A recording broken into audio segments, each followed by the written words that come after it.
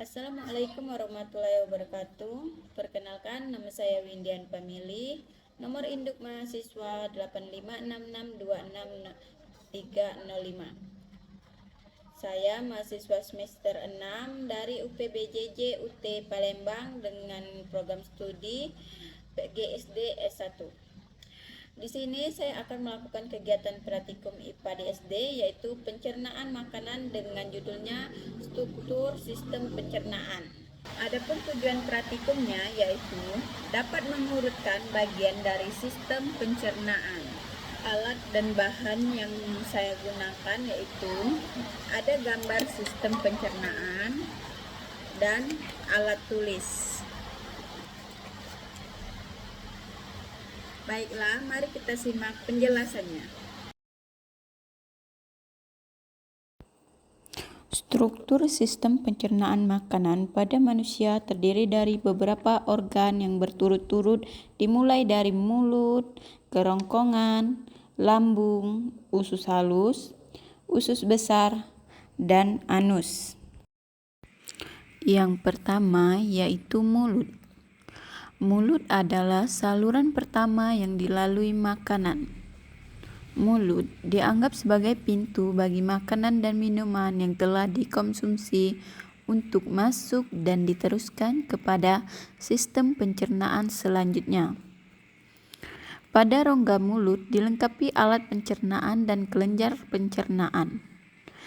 Pada mulut terdapat beberapa bagian penting, di antaranya ada gigi yang berfungsi untuk memotong, mengoyak, atau mengunyah makanan agar menjadi lebih halus dan lebih mudah dicerna.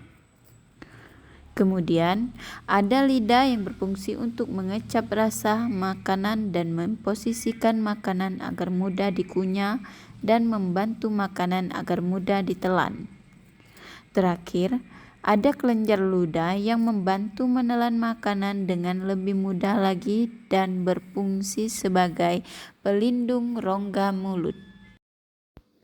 Yang kedua, ada kerongkongan.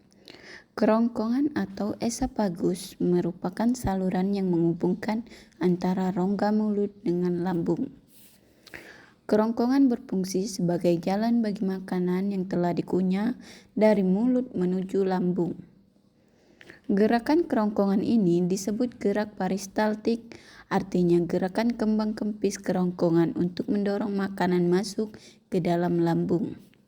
Makanan yang masuk ke dalam kerongkongan tersebut hanya sekitar 6 detik. Yang ketiga, ada lambung. Lambung atau ventriculus merupakan kantung besar yang terletak di sebelah kiri rongga perut. Lambung terdiri dari 3 bagian, yaitu bagian atas yang disebut kardiak, bagian tengah membulat disebut fundus, dan bagian bawah disebut pilorus. Lambung memiliki fungsi penting dalam sistem pencernaan, yaitu menghasilkan asam klorida yang akan membasmi semua mikroorganisme yang ada pada makanan yang telah kita makan. Yang keempat, terdapat usus halus. Usus halus tempat penyerapan sari makanan dan tempat terjadinya proses pencernaan yang paling panjang. Usus halus terdiri dari usus 12 jari atau duodenum, usus kosong atau jejunum, dan usus penyerap atau ileum.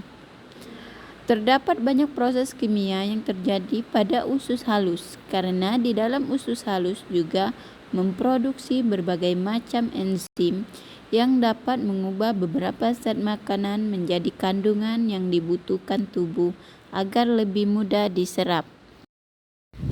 Yang kelima, terdapat usus besar. Makanan yang tidak dicerna di usus halus, misalnya selulosa, bersama lendir akan menuju usus besar menjadi feses. Di dalam usus besar terdapat Escherichia coli yang dapat membantu dalam proses pembusukan sisa makanan menjadi feses yang akan dibuang melalui anus. Yang keenam atau yang terakhir adalah rektum dan anus. Rektum adalah bagian paling ujung dari usus besar. Rektum juga disebut sebagai jalur yang akan dilalui feses menuju ke tempat pembuangan terakhir, yaitu anus. Artinya, apabila feses sudah siap dibuang, maka otot sphincter rektum mengatur pembukaan dan penutupan anus. Sedangkan anus, seperti yang diketahui, merupakan lubang di mana feses akan dikeluarkan dari dalam tubuh untuk dibuang. Jadi, kesimpulannya yaitu sistem pencernaan manusia terdiri dari mulut, kerongkongan, lambung, usus halus, usus besar, dan anus. Sistem pencernaan manusia dimulai dari proses memasukkan makanan ke dalam mulut atau disebut juga ingesti. Proses mengubah makanan menjadi kecil dan lembut atau dengan dikunyah oleh gigi yang disebut pencernaan mekanik. Proses mengubah molekul makanan kompleks menjadi sederhana oleh enzim, asam, dan air yang disebut pencernaan kimiawi, dan penyerapan nutrisi dan pembuangan kotoran atau yang disebut proses penyingkiran. Baiklah, sekian video dari saya. Terima kasih sudah menonton dan semoga bermanfaat. Wassalamualaikum warahmatullahi wabarakatuh.